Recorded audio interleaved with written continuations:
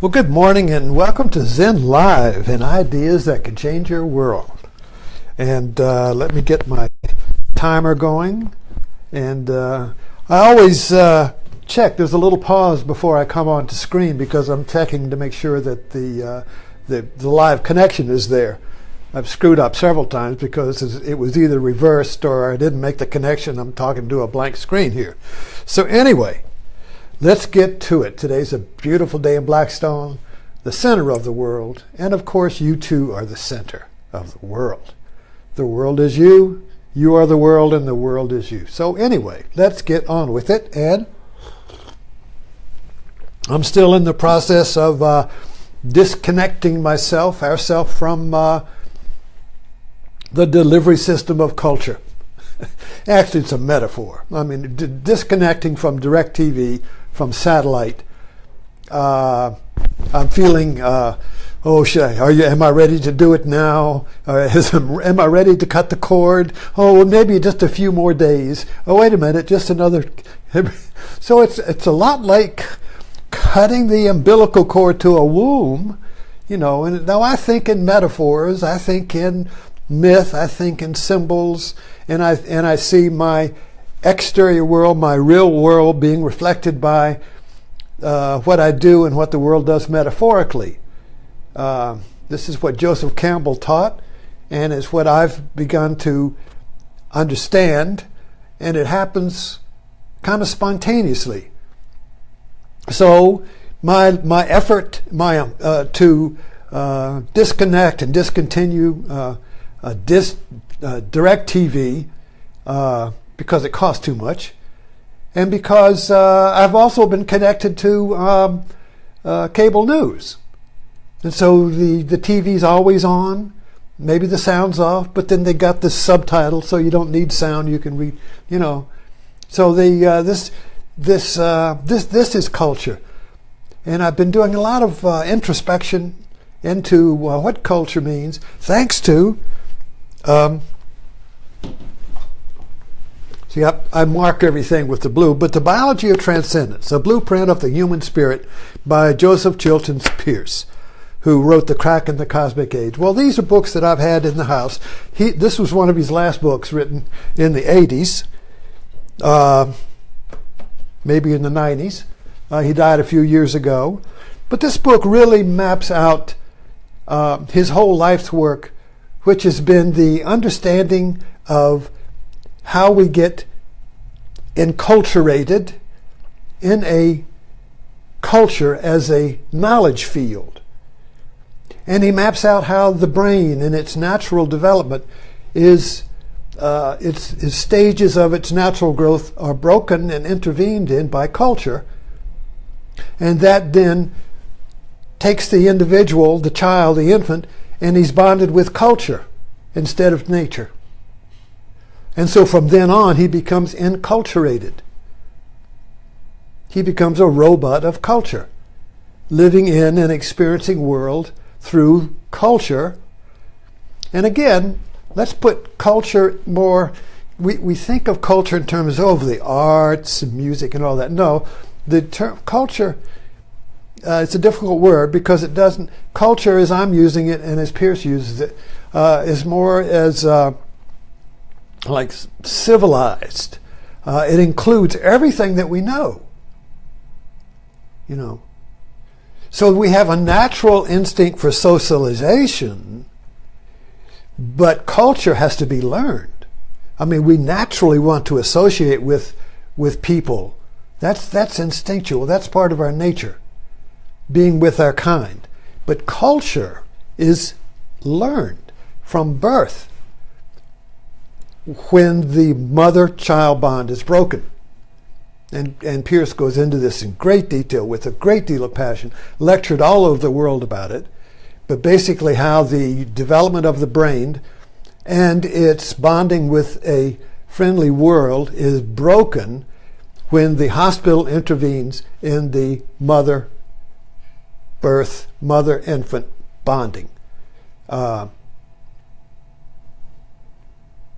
Hospital birth, which snatches the infant out of the mother's arm from the breast, puts it in a basket, sticks a bottle in its mouth, prevents it from entraining on the mother's face. The whole process is designed so that the infant is kept here within 6 to 12 inches of the mother's face, and the mother's face and the infant, and the infant comes with the imprint, brain stage necessity to imprint on the mother's face, and that triggers the awakening of the infant's awareness, because it fixes on that face and begins to establish a worldview from that face, and then it builds out from there slowly.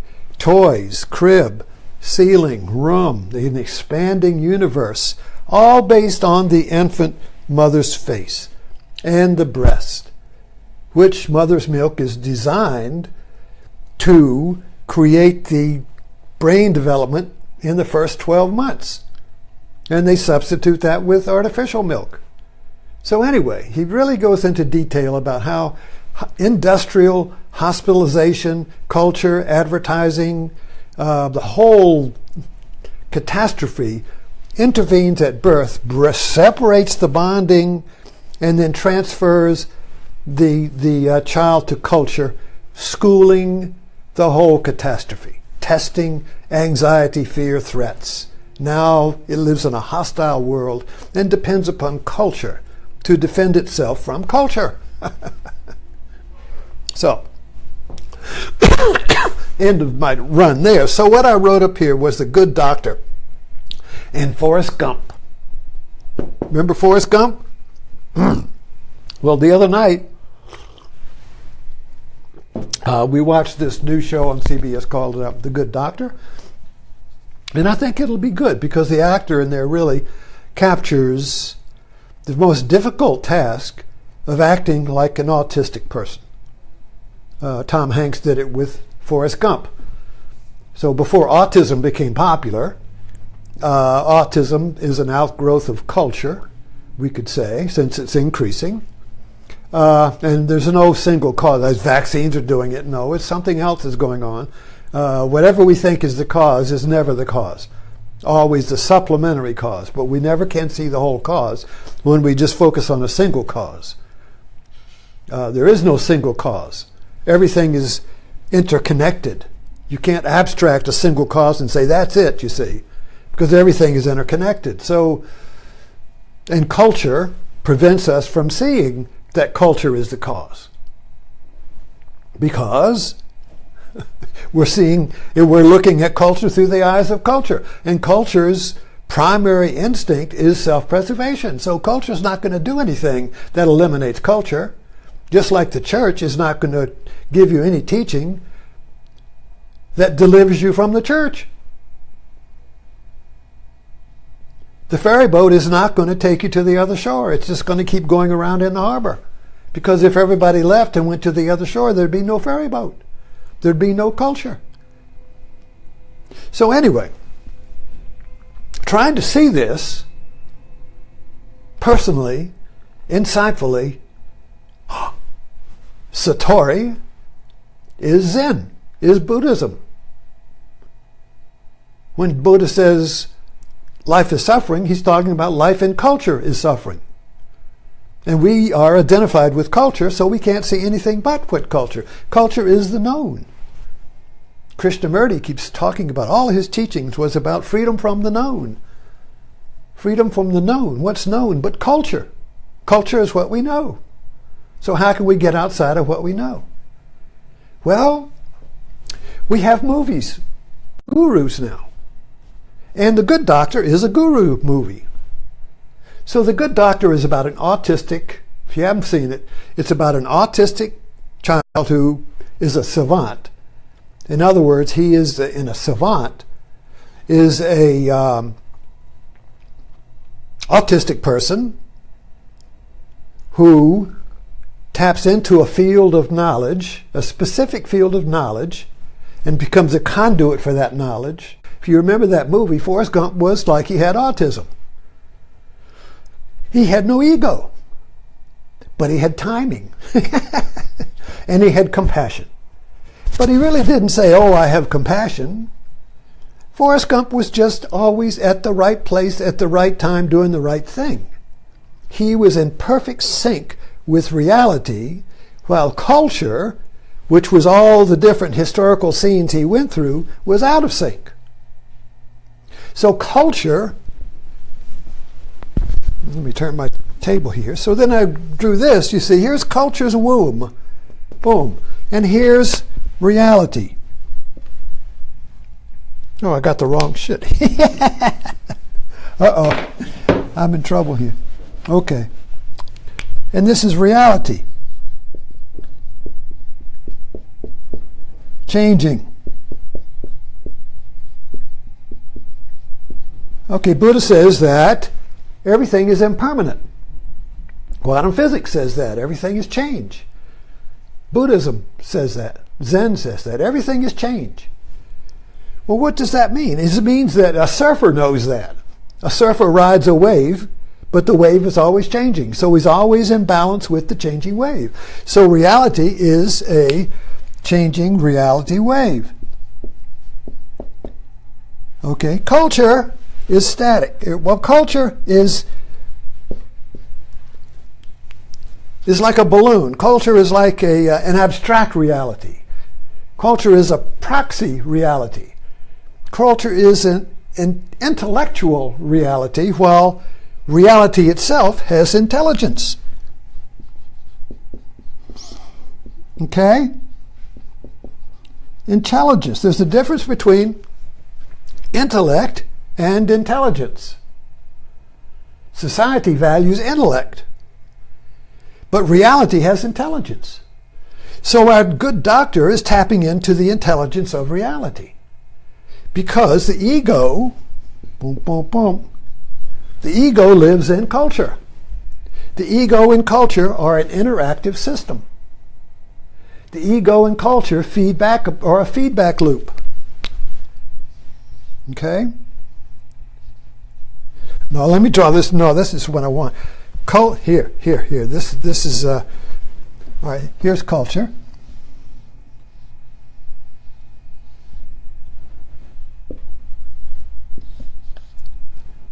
Okay. Ego, culture. All right.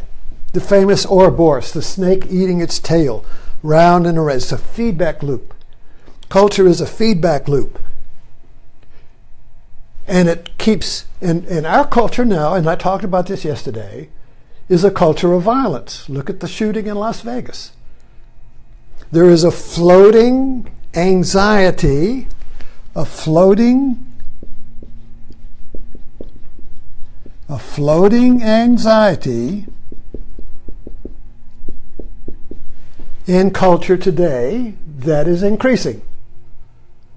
And this is the anxiety of a fetus who can't get out of the womb. The fetus in a womb, using a metaphor, grows so big and it's time to get out, but he can't because it's closed here. Boom. There's a lock on it.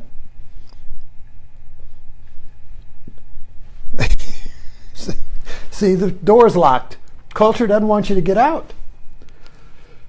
You see, if you get born out of culture, there's no need for culture. You're outside of it. You're like the good doctor. The good doctor is a metaphor for us out of culture. Notice it ends with him telling the surgeon that he was arrogant. So the good doctor speaks truth to power, but not as an ego, not in conflict. It's the ego in culture that's in conflict with all other egos. And look at Facebook. It's a conflict battlefield for the most part. But I spent a lot of time there. But I mean, it's where egos go to. It's a safe place for egos to go and have mock combat. Let's put it that way. There are no guns on Facebook. Imagine what would happen if there were guns on Facebook. I just saw that, you see. Anyway, but ego is a cultural invention. Facebook is a cultural creation where egos can go and do proxy battles and fight the wars of culture, but everybody's still in culture. If you drop out of Facebook as a cultural field, you say, you wouldn't even be there. Or if you are there, you would not be visible. It would be like an empty chair. People would think you were another ego in there, but you don't. But there would be a little bit of confusion about the, well, you know, where's this guy coming from? Well, like the good doctor, where's this guy coming from? You see, and so just in the first pilot, you know, they're saying, well, you can't be a doctor. You're an autist. You can't. You're not part of the culture. You don't fit in. You see. And so anyway, his mentor gets him in because of his superior skills as a surgeon. So hence we have a story now. We can see the plot line. We can see the formula. He will completely defeat and surprise the cultural surgeons in the medical industry because he's tapped into an intelligence that is outside of culture.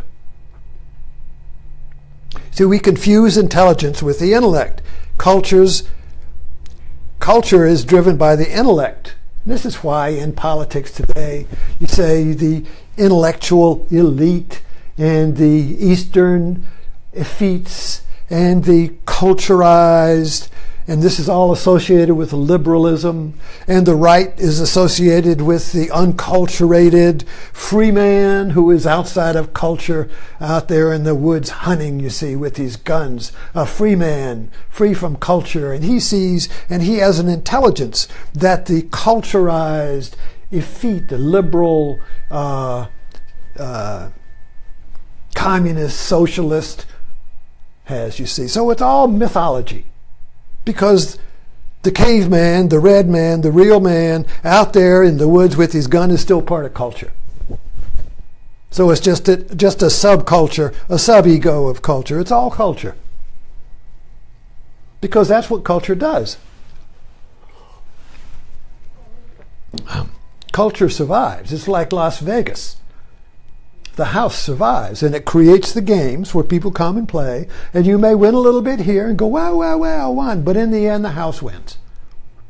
In the end, the house wins, you see. Culture ends in the win. So in other words, but the whole point of liberation and freedom and realization, all this spiritual stuff, all this journey to authenticity and freedom and true man, and the Buddha, and Jesus, and Satori, and resurrection, and all of this stuff, the promised land, lump it all together. It's all part of culture, and yet there is a door. There is a door to transcendence. Transcendence. Transcend what? Transcend culture. So the dynamic here is that when we, trapped in today's cultural womb, filled with an increasing floating anxiety, like a cloud, a thundercloud looking for a place, it's full of it's full of electricity. The cloud is full of anxiety. I've got all this energy. There's an oak tree. Zoop! Oh, I feel better for that. Or, I got all this anxiety. It's building up. I got to let it off. Oh, there's a mass shooting. Bam, bam, bam, bam, bam. Oh, I feel the better for that. So the anxiety grows. It's fed by the violence as a tape loop. The more shootings, the more terrorists, the more anxiety, the greater it goes, and the greater it needs for release, which is more violence. The feedback loop. When you stick a microphone, I'm going to keep going here for a minute. When you stick a microphone up against the amplifier, that's a feedback loop, and it goes wow, wow, wow, wow, wow, boom, turn it off or it blows up. So anxiety, floating anxiety is because there's no specific cause. So culture invents cause, invents demons. Immigrants, there they are, keep them out. Gays, there they are, keep them out. Liberals, there they are, keep them out. Conservatives, keep them out. Get the son of a bitch out of here. Culture. It points to something that's the blame for the floating anxiety, but nothing in culture is the blame for it. Culture is the blame for it. So when it searches for the blame, it keeps increasing the anxiety. It's time to get born. It's time to get born. Where's the exit? Where's the exit? We say in the cultural womb, you see. And a few find it and drop out. And they come back and say, hey, guess what? There's an intelligence out there. There's a reality out there. There's harmony out there. There's compassion out there. There's peace out there. All you have to do is go through that little door. You're crazy. You can't. You're an idiot. Get out of here. So this metaphor of the good doctor I'm looking at now is a metaphor for transcendence. But it's done safely in culture by saying, oh, he's autistic. Well, then that puts us into a cultural framework. Well, it's not about me. It's not about Jesus. It's not about Buddha. No, it's about autism and how if you have an autistic child, you may have hope now because he might become a doctor. So that's all within culture. And that's fine. But that misses the metaphorical meaning of transcendence of culture itself. So what would it be? The model. Now here, let me try to finish up with this. One thing Joseph Pearce points out is that we do not grow in intelligence unless we have models upon which to copy. If you want to become a master plumber, you have to find a plumber who will model what to do. If you want to become anything, you have to find a model. If you want to become a mother, you have to find a mother. Or a father, you have to find a model. The model brings the relationship between the individual and the model is a dynamic, creative relationship that brings the transcendence, that brings the new formation out, you see. Without the model, nothing happens. This is why Indian gurus and yoga masters are models for transcendence, because they're outside of Western culture. So anyway, we need to have a model. Well, there are no models running around in Western culture. It's all culture, you see. There are no Indian masters running around in here. If they do run around in here, they quickly get enculturated, and then we find some sex offense and kick them out, you see. I told you so. They're all fakes. So we use movies. Movies, metaphorical. Good movies, good movies. So this is a metaphor. The good doctor is a role model for transcendence. What would it be like to live outside of culture? What would it be like to be free? What would it be like to be liberated from the anxiety and the conflict and the violence of culture? What would it feel like? So, the good doctor is a role model, but he's safe because it's within culture. But when you see the metaphorical meaning of a movie like this, or Forrest Gump, culture doesn't want you to see that because it's going to mean that this becomes a door for you to liberate yourself from culture, and culture doesn't want you to be liberated from culture any more than the ferry boat wants you to get off the ferry boat, or the church wants you to leave the church. You're a heretic if you try to do that. You're a heretic if you try to leave culture. So naturally, we're not going to see the metaphorical meaning of these movies, because if you see the metaphorical meanings, that is a doorway out of culture. So quite naturally, there's a resistance, and I find this all the time. I'm trying to explain the metaphorical meaning of movies like this all the time, and I have not yet seen anybody that sees it. There's some of them, yeah, that sounds good, but to really see it is to do it. To see something that is true is to do the truth. not to believe it. Oh, that's interesting. As long as it's interesting, you're in culture. As long as it's a belief, you're inside culture. But when you actually do it, you're getting born again. When you actually do Jesus, you're getting born again. When you actually do the good doctor, you're transcending culture and tapping into the wave of reality that is intelligence. So we're floating in intelligence in a little Noah's Ark of culture where everything comes in pairs. Everything is in conflict. We're floating in a Noah's Ark of culture on a vast sea of intelligence that we have no idea exists, except through the art in the movies and the few wanderers who come back and say, I've seen the promised land. Anyway, thank you for this a few extra minutes staying on, and I really got wound up this morning, so thanks for hanging in there.